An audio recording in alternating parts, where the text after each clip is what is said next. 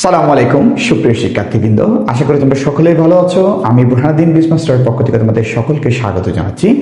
আজকে আমরা অর্থ সমমূল্য পর্ষণ থেকে ঢাকা বোর্ড 2018 অর্থাৎ সমন্বিত বোর্ড ছিল এটি, ঠিক ওই সমন্বিত বোর্ডের সৃজনশীল প্রশ্নটি আজকে আমরা সলভ করবো ইনশাআল্লাহ। তবে সলভিং এ যাওয়ার পূর্বে বরাবরের মতো তোমাদের কাছে ছোট্ট একটা রিকোয়েস্ট রাখি, যারা ইউটিউব চ্যানেলটি সাবস্ক্রাইব করে নেয় দ্রুত সাবস্ক্রাইব করে নিবা এবং ফেসবুক পেজে একটা ফলো দিয়ে রাখবা। সো আজকে আমরা এই ফাইন্যান্সের অর্থ সমমূল্যের এই প্রশ্নটি সমাধান করব। তবে সমাধানের ক্ষেত্রে আমাদের যে ট্রিক্সটা সবসময় অ্যাপ্লাই করি এটা হচ্ছে আগে প্রশ্ন আইডেন্টিফাই করা। তার মানে আমরা ম্যাথমেটিক্যাল যেহেতু সলিউশন করব, তাহলে আমরা প্রথম গ নম্বর কোয়েশ্চেনটা আইডেন্টিফাই করি। বলা হচ্ছে উদ্দীপকের আলোকে পদ্মা ব্যাংক লিমিটেডের সুদের হার কত। তার মানে উদ্দীপকে হয়তো পদ্মা ব্যাংক নামে কোন একটি ব্যাংক আছে, আর্থিক প্রতিষ্ঠান ওই পদ্মা ব্যাংকের সুদের হার কত আমাদেরকে বের করতে বলেছেন। তাহলে আমরা লিখতে পারি পদ্মা ব্যাংক সুদের হার কত, তার মানে আয়ের মান কত আমাদেরকে বের করতে বলেছেন। এন্ড দেন বলা হচ্ছে জনাব আমিরুল সুদের হারের ভিত্তিতে কোন ব্যাংকে টাকা জমা রাখলে লাভবান হবেন তোমার মতামত দাও। তার মানে কোন ব্যাংকে টাকা জমা রাখলে, তার মানে আমরা বুঝে গেলাম কোন ব্যাংকে যখন বলেছেন, তার মানে এখানে উদ্দীপকে একাধিক ব্যাংক রয়েছে এবং একাধিক ব্যাংকের মধ্যে আমরা কোন ব্যাংকে অর্থ বিনিয়োগ করব সেটা জনাব আমিরুলকে অবশ্যই সুদের হারের ভিত্তিতে কি করতে হবে, যাচাই করতে হবে। তার মানে আমাদেরকে সুদের হারের ভিত্তিতে তুলনা করতে হবে।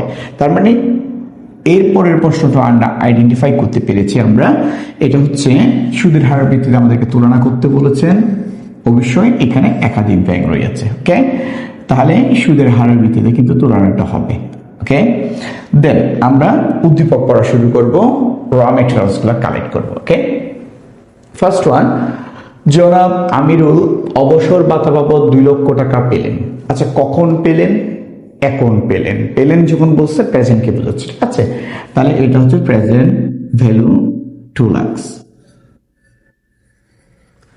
এরপর বলতেছে উক্ত টাকা তিনি 5 বছরের জন্য পদ্মা ব্যাংক লিমিটেডে জমা রাখলে, দেখেন 5 বছরের জন্য কোথায় জমা রাখলে? পদ্মা ব্যাংকে জমা রাখলে। তাহলে আমরা লিখতে পারি n = 5।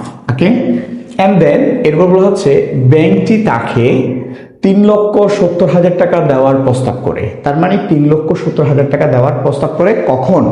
5 বছর পরে। তাহলে এখন দিচ্ছে না, 5 বছর পর দিবে। তাহলে এটা কি ভ্যালু? Future value. তাহলে আমরা ফিউচার ভ্যালু পেলাম 3,70,000 টাকা। 3,70,000 টাকা। দেন এরপর বলা হচ্ছে অন্যদিকে। তাহলে অন্যদিকে যখন বলছে, তাহলে এখানে রূপসা ব্যাংকের কথা বলছে। তাহলে রূপসা ব্যাংকের ম্যাথমেটিক্যাল সলিউশনটা কোথায় করব? ঘ নাম্বারে। সো আমরা ঘ নাম্বারে একটু শিফট করি, যেহেতু র মেটেরিয়ালস গুলো আমাদেরকে লিখতে হবে। তাহলে আমরা শিফট করলাম, তাহলে এখন লিখতে পারি বলা হচ্ছে অন্যদিকে রূপসা ব্যাংক। তাহলে এটা হচ্ছে রূপসা ব্যাংক। রূপসা ব্যাংক বলা হচ্ছে লিমিটেডের 8 বছরের জন্য জমা রাখলে, কত টাকা জমা রাখলে? তিনি অবসর ভাতা বাবদ পেলেন 2 লক্ষ টাকা, ঠিক ওই টাকাটা যদি 8 বছরের জন্য জমা রাখেন, তাহলে কখন পেলেন? এখন পেলেন। তাহলে এটা হচ্ছে প্রেজেন্ট ভ্যালু 2 লাখ। ঠিক আছে, কয় বছরের জন্য জমা রাখলে? 8 বছরের জন্য। ঠিক আছে, দেন জমা রাখলে ব্যাংকটি তাকে 5 লক্ষ টাকা দেওয়ার প্রস্তাব দেয়। আচ্ছা, 5 লক্ষ টাকা কখন দিবে? After 8 years. Okay, after 8 years যদি তাকে 5 লক্ষ টাকা দেয়, তাহলে এই 5 লক্ষ টাকা কি ভ্যালু? Future value. তাহলে আমরা লিখতে পারি ফিউচার ভ্যালু 5 লাখ। ওকে, আর কোনো ইনফরমেশন কি আমাদেরকে দিয়ে আছে? নাই। তাহলে যেহেতু দেয়া নাই, তাহলে আমাদের কোনো কিছু করার নেই, জাস্ট প্রশ্ন পড়বো, আনসার করবো। ওকে, তাহলে আমরা প্রশ্ন পড়বো, দেন আনসার করবো। ফার্স্ট ওয়ান হচ্ছে গ নাম্বার কোয়েশ্চেন আনসার দিই। তাহলে গ নাম্বার কোয়েশ্চেন আমরা কি বের করবো? পদ্মা ব্যাংকের সুদের হার বের করব। এখন দেখেন পদ্মা ব্যাংকের সুদের হার বিষয়টা আমরা প্রেজেন্ট ভ্যালুর সূত্র ইউজ করেও বের করতে পারি, ফিউচার ভ্যালুর সূত্র ইউজ করতেও বের করতে পারি। তবে মনে রাখবেন আই অথবা এন, বছর বা সুদের হার, এই দুইটা জিনিস বের করার সময় সব সময় আমরা গুণের সূত্রটা ইউজ করব। তাহলে দেখেন এখানে ফিউচার ভ্যালুর সূত্রটা হচ্ছে গুণের সূত্র, আর প্রেজেন্ট ভ্যালুর সূত্রটা হচ্ছে ভাগের সূত্র। কারণ ভাগ করাটা কঠিন কাজ, গুণ করাটা সহজ কাজ, সেজন্য আমরা সবসময় কার সূত্র ইউজ করবো? ফিউচার ভ্যালুর সূত্র ইউজ করবো। তাহলে আমরা লিখতে পারি future value equal to present value 1 plus I to the power by N. Okay, তাহলে আমরা মান বসাই। ফিউচার ভ্যালু কত দিয়ে আছে আমাকে? 3,70,000। তাহলে 370,000 ইকুয়াল প্রেজেন্ট ভ্যালু হচ্ছে কত? 2 লক্ষ টাকা। তাহলে 2 লক্ষ টাকা 1 প্লাস আই, এর মান দেওয়া নাই, এন ইকুয়াল টু কত দিয়ে আছে? 5। তাহলে 5 লিখেছে। এরপরে দেখেন এই যে এই অ্যামাউন্ট এদিকে গুণ অবস্থা আছে, তাহলে এদিকে আসলে কি হবে? ভাগ হবে। তাহলে 370,000 divide 2 lakh equal 1 plus I to the power by 5। Okay, এখন দেখেন 2 লাখ দিয়ে যদি 3,70,000কে আমরা ভাগ করি, তাহলে সেক্ষেত্রে আমরা কি পাবো? একটা মান পাবো। এই মানটা হচ্ছে কত? 1.85। তাহলে 1.85 এই মানটা আমরা পাবো। তাহলে 1 plus I to the power by 5। এখন দেখেন যে বিষয়টা বোঝার বিষয় আছে, বিষয়টা হচ্ছে দেখেন এখানে পাওয়ার আছে, তার মানে এই পুরো সংখ্যার উপর পাওয়ার। এখন দেখেন 1 এর উপর পাওয়ার করা যায়, কিন্তু আই এর উপর, আই হচ্ছে একটা লেটারের উপর পাওয়ার করা যায় না।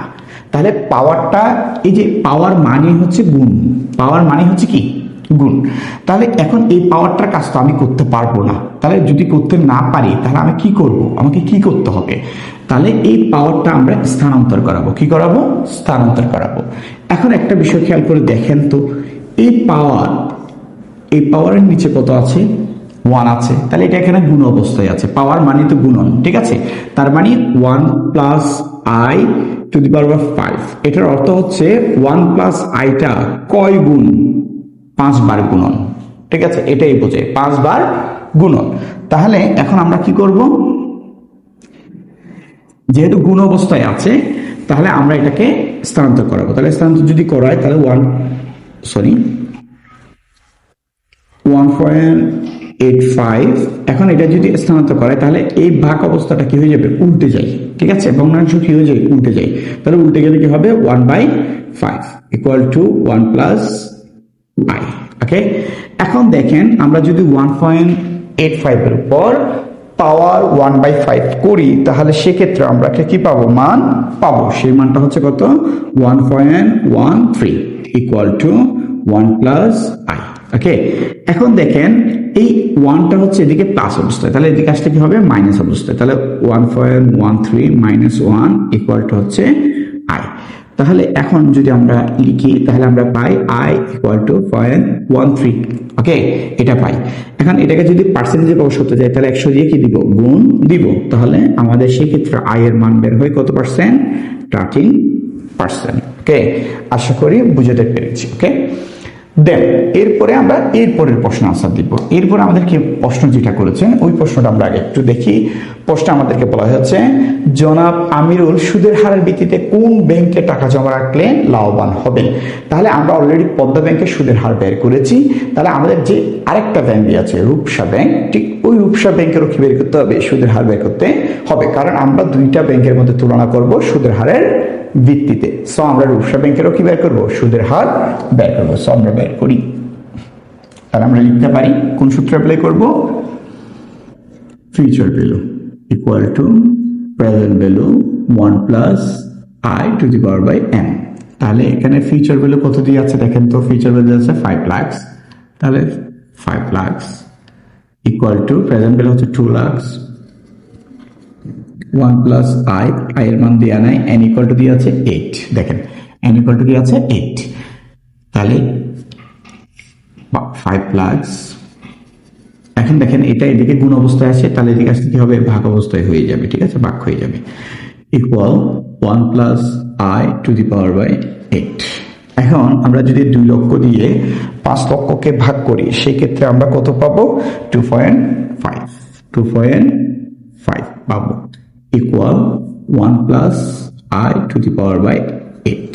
এখন একটা বিষয় খেয়াল করে দেখেন, এই যে 1 প্লাস আই, এটার উপর পাওয়ার আছে 8, তার মানে 1 প্লাস আইটা হচ্ছে 8 গুণন ওকে, কিন্তু দেখেন এই যে পাওয়ার, ওয়ানের উপর পাওয়ার করা যায়, কিন্তু আই এর উপর কি পাওয়ার করা যাচ্ছে?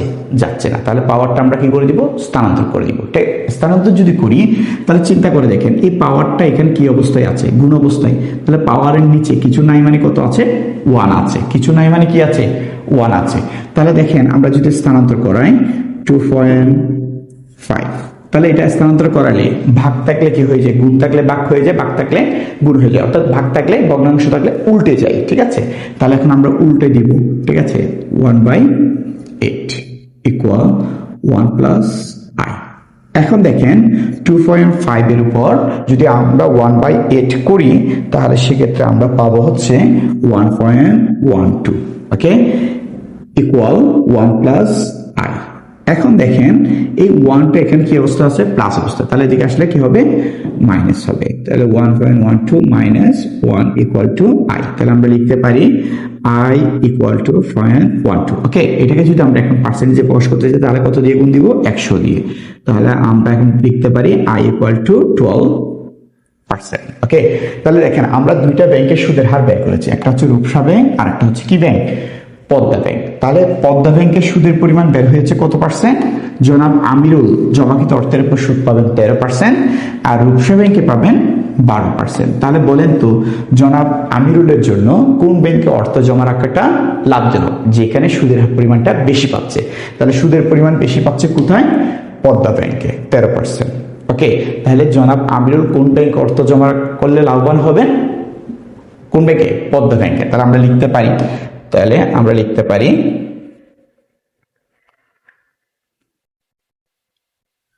জনাব আমিরুল পদ্মা ব্যাংকে অর্থ জমা রাখলে বেশি লাভবান হবেন। বেশি লাভবান হবে। কেন হবে? যেহেতু